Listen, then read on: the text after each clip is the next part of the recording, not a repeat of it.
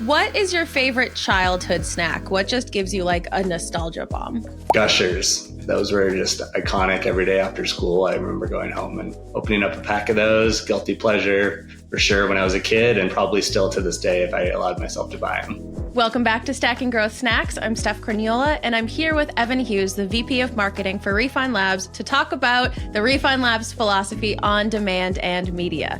So last time we defined demand generation, we defined creating, capturing, and converting demand. And today we're going to talk about how B2B buying has changed.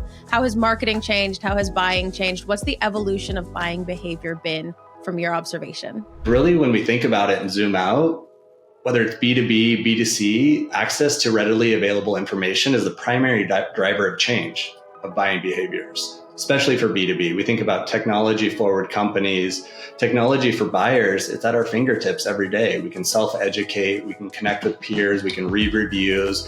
It's all at the access of whether it's our phones, our computers, our laptops on the go. There's no longer a dependency of a sales motion. So the buyers are actively able to do self-discovery.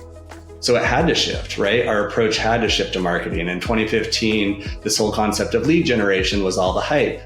But that was because it was primarily that it could be measured. It was how people had to get their information through gated resources, and teams would gate resources so they could have that conversation. But now knowing that we no longer have to wait for that, we're able to surface it ourselves and identify different communities and peers. Like, that's the evolution of buyers. And that's why our philosophy is so pointed to really educating through demand creation and demand capture, and making sure that we are able to identify these individuals and or just message to them in these dark social communities. It's a driver of growth for us. It's been a successful playbook that we've initiated, is really identifying how to message correctly and strategically to these buyers. You touched a little bit on the independent buying process. Why is that so important, and how can you cater to that? I feel like all of us do this to some degree, whatever purchase we're making. We read reviews, we talk to our friends who maybe are interested in product. The same is true when you think about a B2B software. A lot of the individuals in the decision-making process they're putting their neck out there, right? Taking a risk of saying, this is a solution that we want to pay. It's quite expensive. There are a lot of different factors that come into play. So when you think about the independent buyer journey and how they're identifying, they want to have trusted resources to rely on so they can confidently go to their leadership team and or their peers or the board and say that I have a peer that has proven this to be effective for a similar ICP, or I found content, case studies that are effective and show it's illustrating our similar problems and challenges. So the independent buying motion is really, how do you get your message as a brand in front of that individual wherever they are at authentically? How do you kind of identify their problems and reach out to them with, this is a case study, this is a review relevant to knowing their ICP, knowing their business, potentially their problems, because you're looking across different industry verticals. So I think it's all about just kind of dissecting and understanding what the message is, so that buyer just pulls in the information and is excited to learn. And you're getting to this concept. You've got all the buzzwords in your series, so congratulations for being the definition guy. What is dark social? So we've talked about the independent buying journey. How does dark social contribute to that? So I think the best way to think about dark social, and I'm sure I'll get a little bit of flack for this to some degree, but it's really just a non-trackable or attributable environment where content is being shared. So in its simplest form, it's a dark environment. So it's similar to the dark web, where you don't know where things are coming from. You haven't heard about it.